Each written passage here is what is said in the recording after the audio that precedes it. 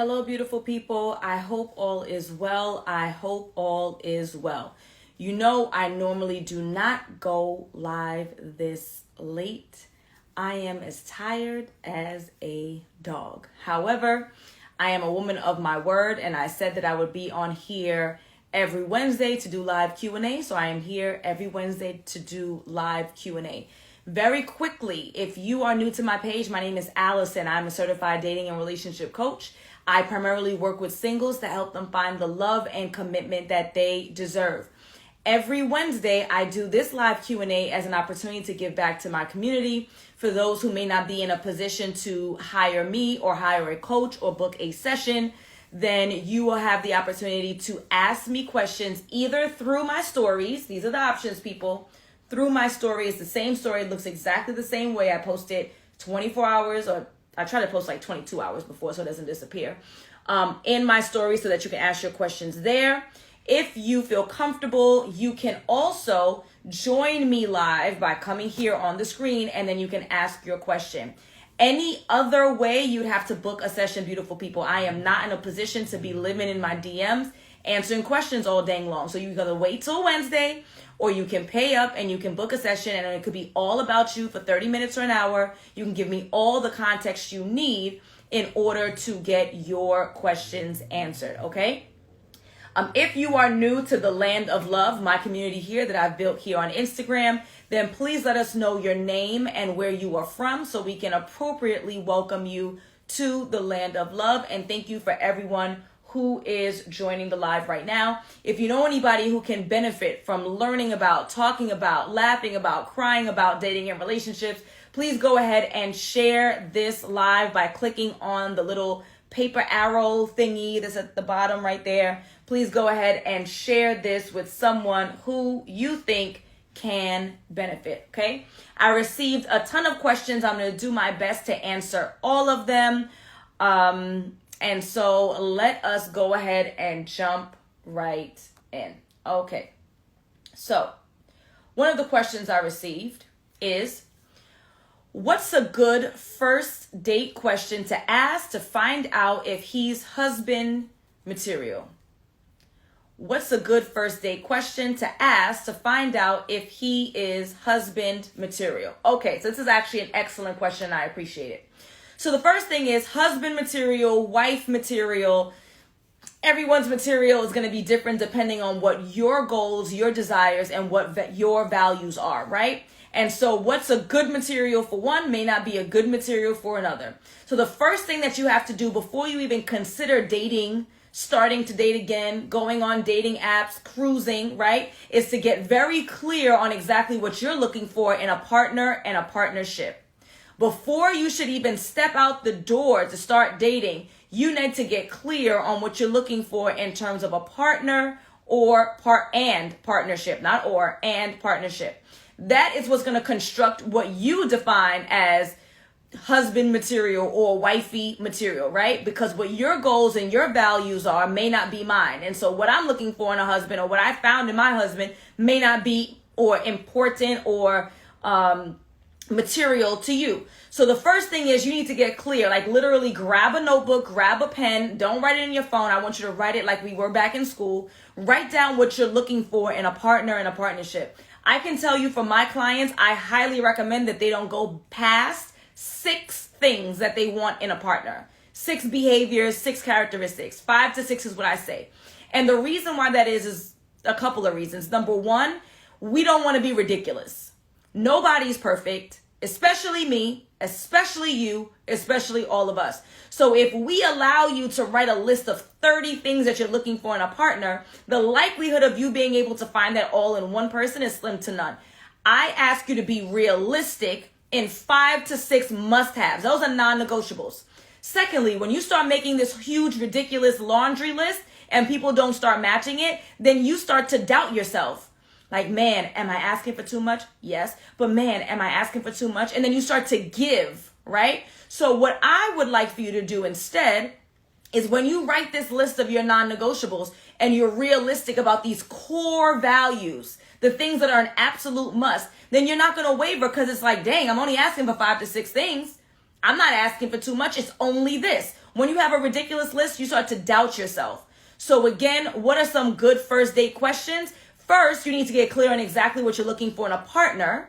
And then you're going to ask questions around that, right? So for instance, if one of the things you're looking for in a partner is that they are family oriented, family is important to them, right? I'm going to ask questions about their childhood. I'm going to ask questions about their siblings. I'm going to ask questions about where they spent their Christmas and where they spent Thanksgiving, right? If your parents live right down the block and you didn't visit them and it's not a COVID thing, then I'm going to want to know why. If you have a big family and you don't mess with none of them, then I'm going to want to know why. So again, first you get clear on what you want out of a partner, realistic goals and expectations.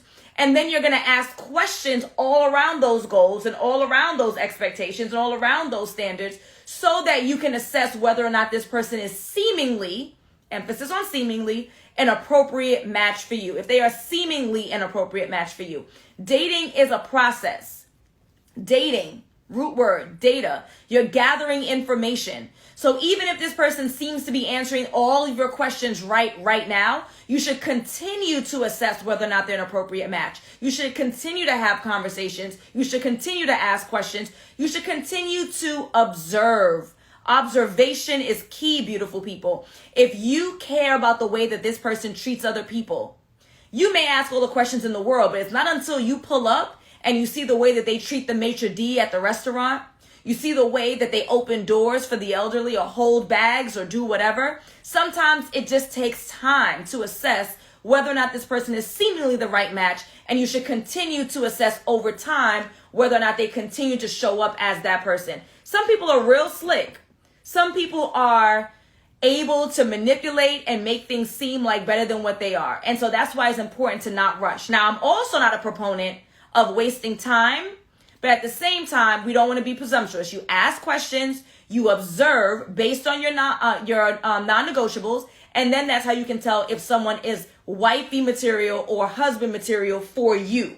What's wifey material or husband material for you is not for everybody else. We're all different, and so there's no hard and fast thing that I could say, this is a perfect question. The question is it the right question for you based on what you want and what you're looking for? Okay?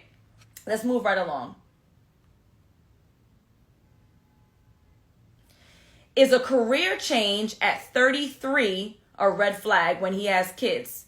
He isn't happy in his field. No. That's a quick one. No.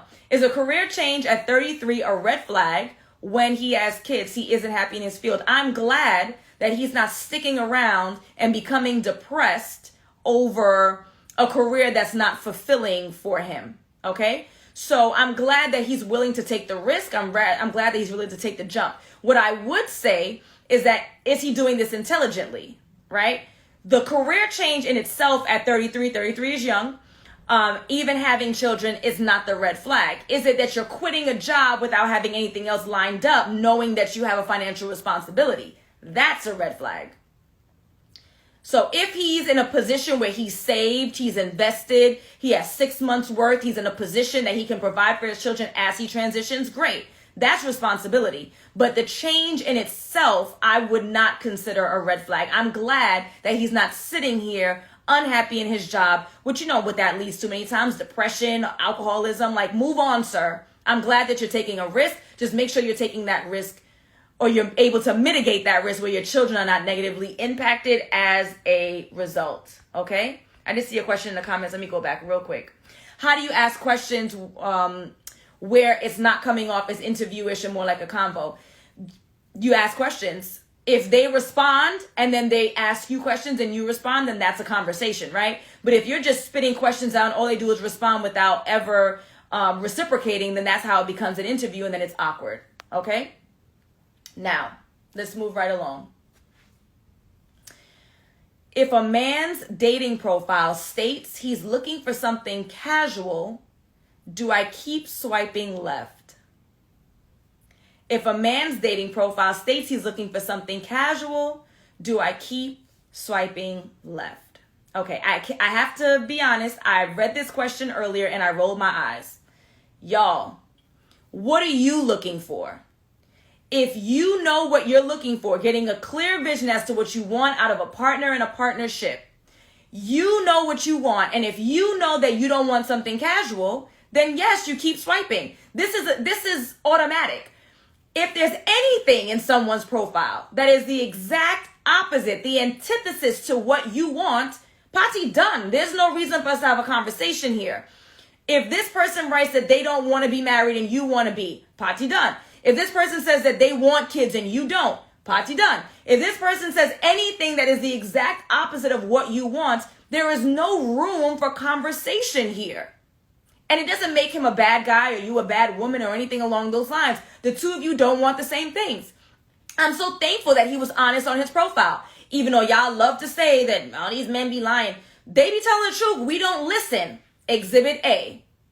We don't listen. They're very, very straightforwardly letting us know what it is. Sometimes verbally, which I appreciate. Sometimes through our actions. It's our obligation to pay attention. If this gentleman is saying he wants something casual, I am so thankful that he was honest. You keep it moving because that's not what you want.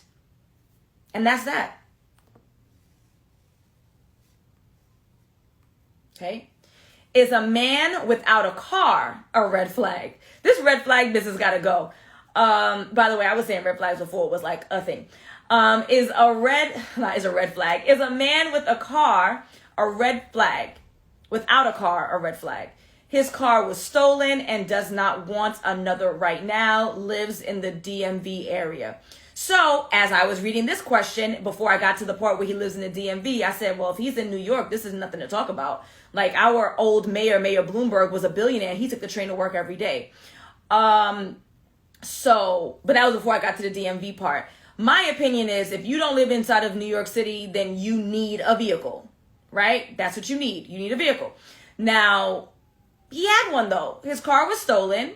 He doesn't want to purchase a new one right now. I don't think that's the end of the world. I would like to talk about when he intends to again, because as I said, if you don't live in New York, my understanding is the expectation is that you have a vehicle. So he should get a replacement. He had one. It'll be okay. He will probably get another one. Okay? Y'all being harsh on these guys, boy. This woman asks, can you change who you're attracted to? Can you change who you're attracted to? Tend to like men who are trouble over and over. Can you change who you're attracted to? Tend to like men who are trouble over and over. Okay, so this is my take, right? You guys know me. I am extremely practical, okay?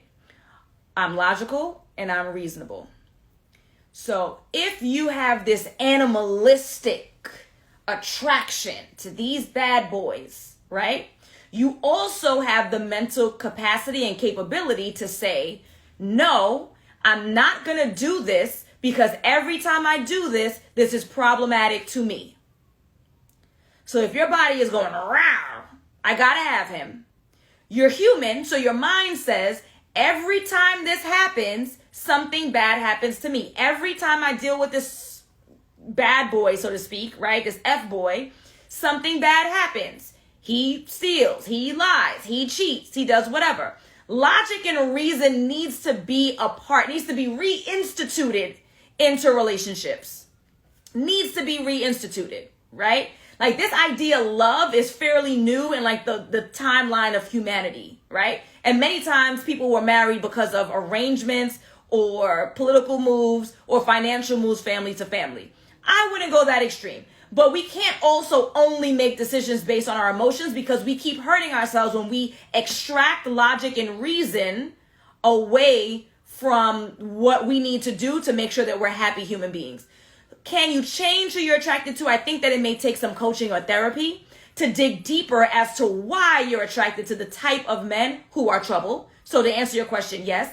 But even if you decided not to invest in therapy or coaching, which you should because you need some help and it's okay, then even if you choose to not do that, then I need you to use logic. Take a piece of paper and take a pen. Y'all know I love this. Paper and pen does everything. I want you to write down every gentleman. Well, no, he wasn't a gentleman. He was a troublemaker, right? Every F-boy who hurt you. Write his name down. Write down what he did to you. Write it down. And if that doesn't convince you, read it over, and that doesn't convince you that clearly these F-boys are not beneficial to your life, and as a result, you can and will make a conscious effort to date other people, then I don't know what to tell you. Now it needs to be you need a mental health professional. Now you need a mental health professional. Logic and reason needs to be instituted back into the relationships that we build and who we choose. Okay? A laid back says facts. If you said that attraction thing goes for men too. Absolutely. Okay? Okay, guys, I do see some of the requests to come live. I'm coming. Just let me finish up on these questions that were submitted via stories, and I will definitely allow you to join the live, and you can answer your question directly. I can give you a little bit more context because we're here face to face. Okay? Moving on. Excellent question. How do I get out of the friend zone? How do I get out of the friend zone? My answer, you don't. I'd love to hear what you guys have to say. My answer is, you don't. If someone is romantically attracted to you, they are. If someone is not romantically attracted to you, they aren't. You cannot force someone to become romantically attracted to you. Now, you may choose to continue to be their friend, and perhaps emotions may develop thereafter, but please do not stick around this person hoping and praying that you can convince them to do otherwise. Absolutely not. You cannot convince anyone to do anything. We can hardly convince ourselves to do the stuff that we know that we need to do. We know we need to stop eating all this sugar. We know we need to stop smoking and drinking. We know that we need to work out. We know we need to stop messing with F-boys. We have a hard time convincing ourselves to do the right thing or to do something different. You think we have the ability to change somebody else's mind? They're either into you or they're not. It can change. It can change. But please do not invest any time, effort, money, or anything else into trying to change this person's mind. If you enjoy their company and you enjoy being their friend and you're okay with accepting that role exclusively, then go on right ahead. Please see other people, but do not invest time, effort, money, energy in someone thinking you can change their mind. You absolutely cannot. Okay?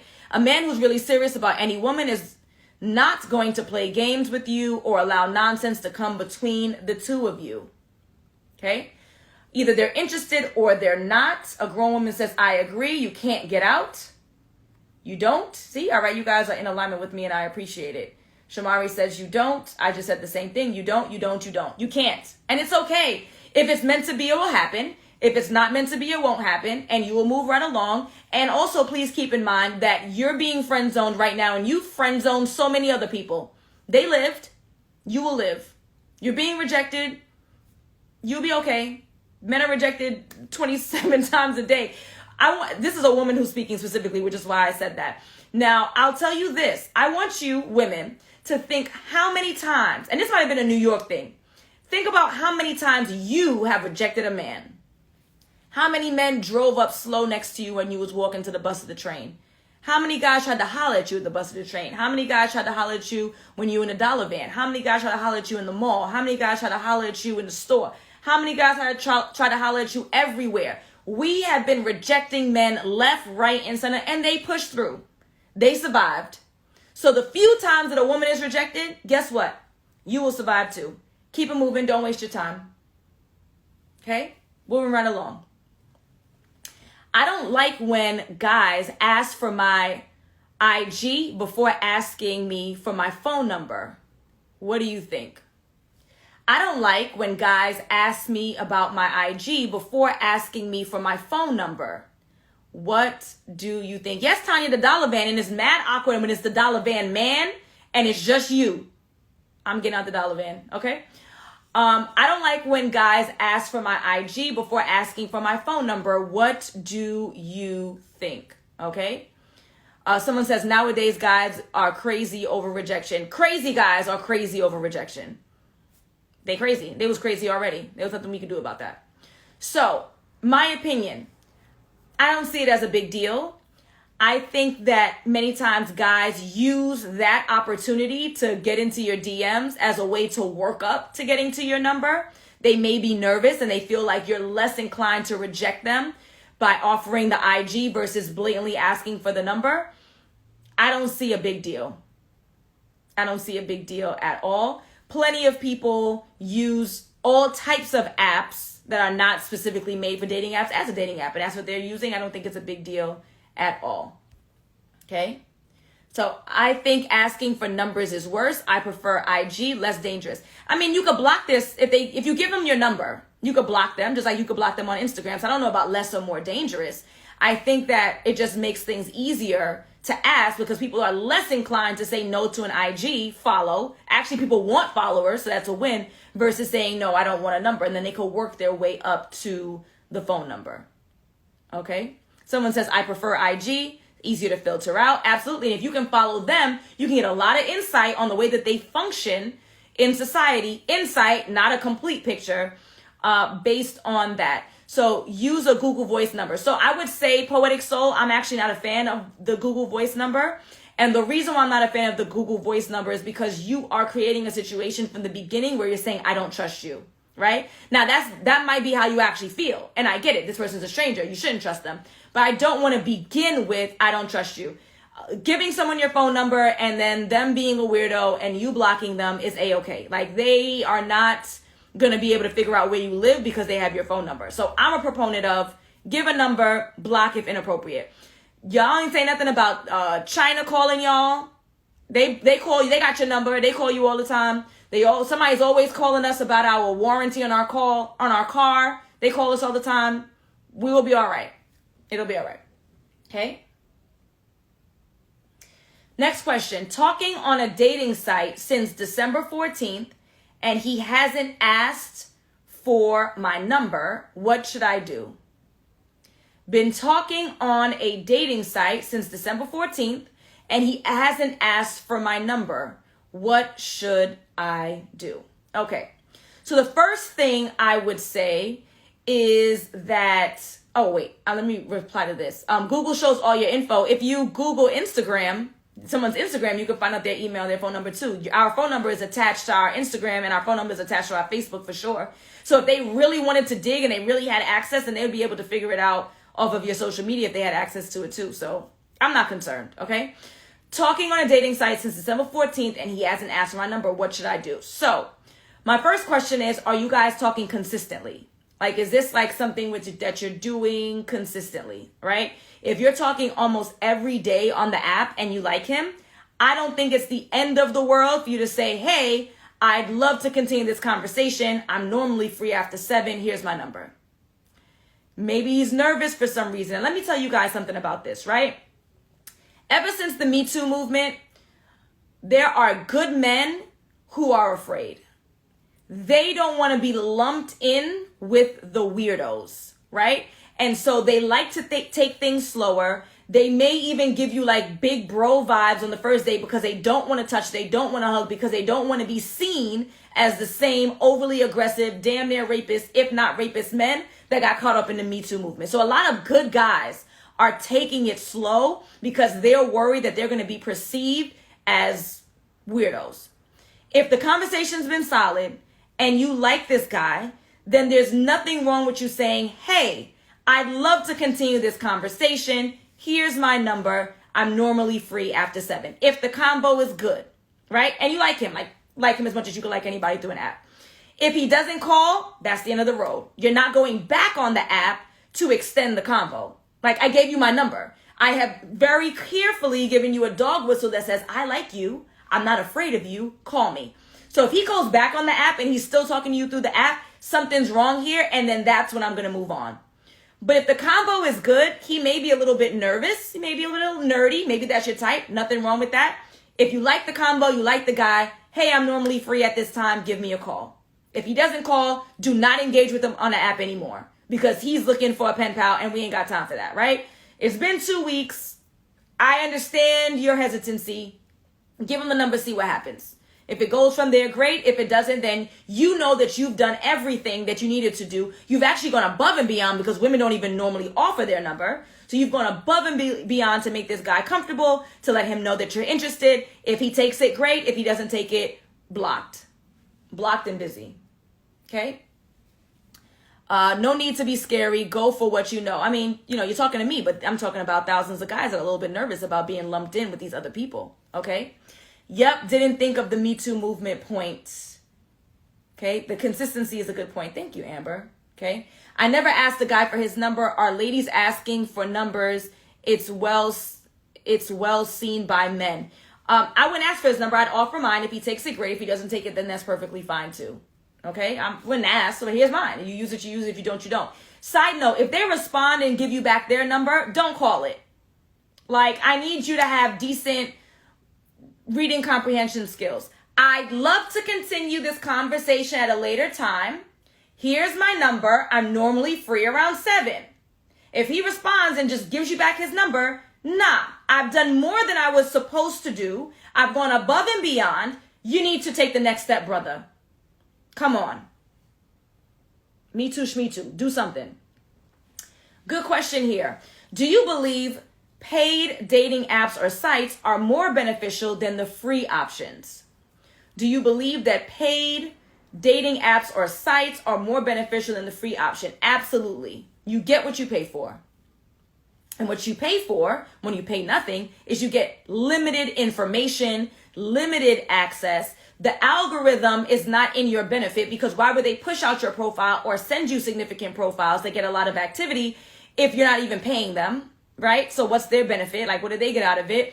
You also can't put your parameters in many cases. So on many apps, you can't even put in like a distance. You can't put in the parameters of what you're looking for. And so absolutely you should pay for your dating apps. Now, what I recommend to my clients is that they create 3 profiles on 3 different apps for free.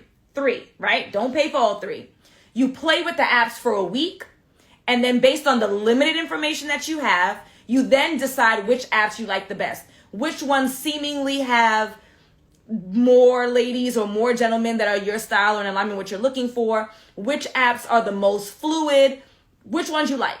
2 out of 3, you pay for a 3-month subscription for each one. 2 out of the 3 after a week of playing around with it. And then you can decide which one you think is the most appropriate match, and then you use the apps accordingly. Guys, this stigma on dating apps is outrageous. Dating apps are simply a virtual bar, virtual brunch, virtual any social setting. And actually, I think it's heightened and even better than your average social setting, because at minimum, everyone who's there wants something romantic. Now, that something romantic could be sex only. That something romantic could be casual, but at least they want or marriage or commitment or a baby or no baby, whatever, but they want something romantic. Take me out of it because it's not me. If someone who's single is going to brunch, going to play pool, going to a sporting event, the people are there for the brunch, pool, and the sporting event. Some of them are available, some of them are not. Some of them are seeking, some of them are not. At least in this virtual space of dating apps, we all want something romantic. Whether or not we want the same thing romantic remains to be seen, and we have to go through that process. But dating apps give you an opportunity to introduce yourself virtually with as many people as humanly possible who relatively want the same things as you. It's now up to you to vet them to see if it's an appropriate match. And as we've seen, evidenced by the questions that we've received, people are being more upfront than we like to admit. We want to put the onus on everybody else. They're lying. They're deceitful. Yes, some, not all. And again, I always say this, the same human beings that we are meeting at brunch and at pool and at Topgolf are the same ones who have dating profiles. Just as likely as they are to be dishonest to you in person is as likely as they are to be dishonest with you online. The question is, how long is it going to take for you to vet to figure out whether or not they're dishonest? Maybe you might be more inclined to figure it out earlier if you meet them earlier. But guess what?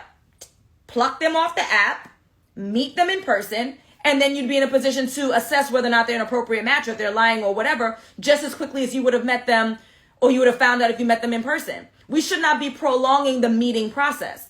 You may choose to prolong the relationship process. You may choose to prolong the marriage process, but meet in a well-lit public space. Drive there on your own, take your own Uber so no one knows where you live, just like you would have given a chance to a quote-unquote stranger you met on the street. They're both strangers. You're in the same level of danger. We just have to be mindful of our surroundings, Maybe we bring a friend who's hanging in the back. We don't know, to watch it, whatever. Turn your location on, share it with a friend. Again, public spaces, well lit. Check out locations before you go. Drive on your own. Don't let him send him an Uber because you want to be cheap. Don't let him send you an Uber because you want to be cheap. Now he has your location. And now everybody's a weirdo because you were not strategic, right? So come on, y'all. Pay for the app. Stop being cheap after you've played with it for about a week to decide whether or not it's a app that you like the fluidity, okay? Let's see what else we have here. There was a question here that I don't know how to answer. So I'll just take a stab at it, especially because he's here, okay? Why are women wearing weaves and wigs over natural hair? Is it A, weather, B, maintenance, C, looks, or D, all of the above? I'm going to say all of the above. I'm wearing a weave right now. I haven't worn one, a sew-in a bit. Yeah. It's to protect from the weather. It's to diminish our maintenance. It's to give a different look. And it's all of the above. Someone asked, what does it have to do with dating? I'm not sure, which is why I said I wasn't sure if I should answer it or how to answer it. But, you know, okay, all of the above. Because we feel like it, all of them, D for sure, okay? It's all of that. I don't know if there's an insinuation behind that question. I don't want to be presumptuous, so we're just going to leave it at that.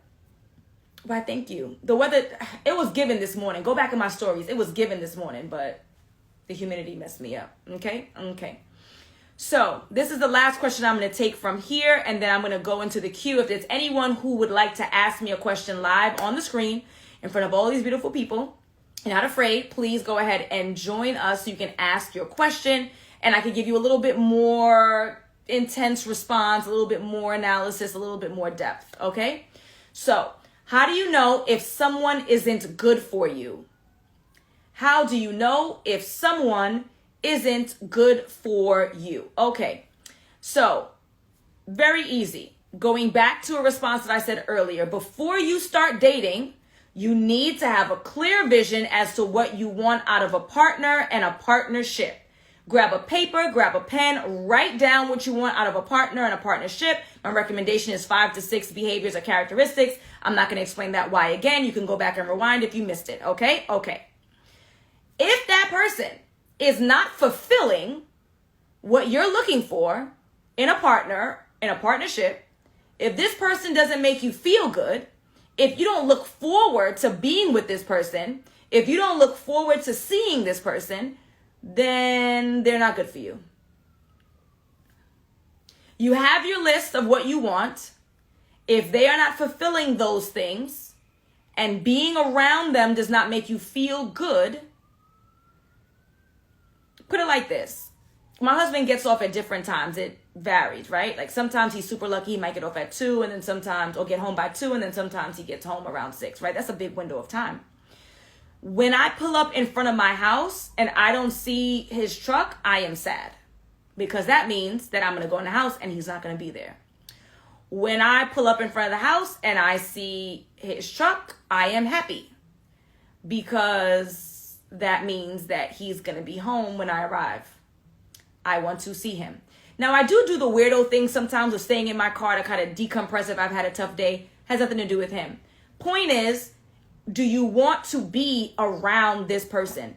Does this person make you feel good? Whatever good is. Wanted, loved, cared for, sexy, whatever it is, right? If that's the case, and they're fulfilling what you wanted out of a relationship, then this is a good thing. If not, it's not a good thing. Someone asked, what if this person is your husband, serious but not serious? Okay, I think that's an excellent question. It is serious but not serious. You need to go to therapy or seek counseling or seek mentorship. Or if you're in church, you want to see the pastor, do some marital counseling or see a relationship coach. Like If you are with your husband or your wife, this is your spouse, this is someone that you've committed to. Not only did you commit to legally, but if you believe in God, in front of your family and friends, you might have even financial bindings, you may have children together. You don't want to let that go easily. That's why marriage is seen as the highest level of commitment. You can't just walk out. Like, you can physically do it, but you can't do so just legally, right? It's not easy peasy. And so if you are coming home and you don't want to see your husband or your wife, you're not looking forward to that, right? Then that means that you need I would recommend, I shouldn't say what you need. I would recommend that you get some kind of professional intervention, because this is the person that you are legally married to. And I imagine that not only do you have financial, you may have children. You don't want to let that go easily. Seek a professional to help you sort out your issues, to see if it can be resolved. If you can resolve it, excelente. If it's unresolvable, if that's a word, then we need to look at whatever legal steps you can take to dissolve this marriage. But do not feel obligated to stay in a marriage that you are unfulfilled with, and you've tried to get some kind of professional intervention and you've been unsuccessful. If you have children, your children will see it and you'll be unhappy. In 2022, I would imagine the stigma of divorce is not as bad. Get on. You'll be okay. Okay? So at this time, I'll take questions live. I will take questions live. So if there's anyone who is willing and is interested in coming on live, you can talk to us about what your specific question is, and then we can get down to it. What if your husband is against getting counseling? That means he's against working things out with you, which means he's against y'all. Like, this whole idea of I don't want to go to counseling. Well, we can either go to counseling or we could go to a divorce attorney. And this is not in an effort to give somebody an ultimatum. This is reality. I'm not happy. You're not happy. The only resolution I can think of is counseling. Do you have a resolution? No. So then the last resolution that we have left is separation. It annoys me when someone complains about something and has no resolution to solve it. I have a resolution. You don't, but you don't want to follow mine, but you ain't got one.